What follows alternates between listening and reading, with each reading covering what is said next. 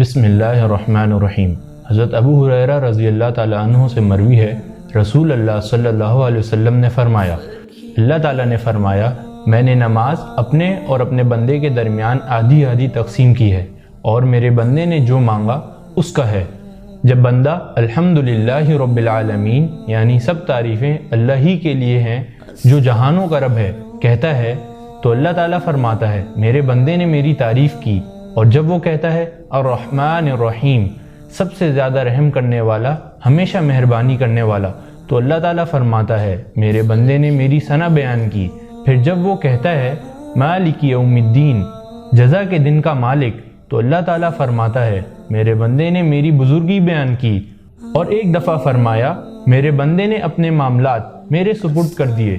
پھر جب وہ کہتا ہے ایاک نعبد و ایاک نستعین ہم تیری ہی بندگی کرتے ہیں اور تجھ ہی سے مدد چاہتے ہیں، تو اللہ تعالیٰ فرماتا ہے یہ حصہ میرے اور میرے بندے کے درمیان ہے، اور میرے بندے نے جو مانگا اس کا ہے۔ اور جب وہ کہتا ہے اہدنا الصراط المستقیم صراط الذین انعمت علیہم غیر المغضوب علیہم ولا الضالین ہمیں راہ راست دکھا، ان لوگوں کی راہ جن پر تو نے انعام فرمایا، نہ غضب کیے گئے لوگوں کی ہو اور نہ گمراہوں کی، تو اللہ فرماتا ہے یہ میرے بندے کے لیے ہے اور میرے بندے کا ہے جو اس نے مانگا۔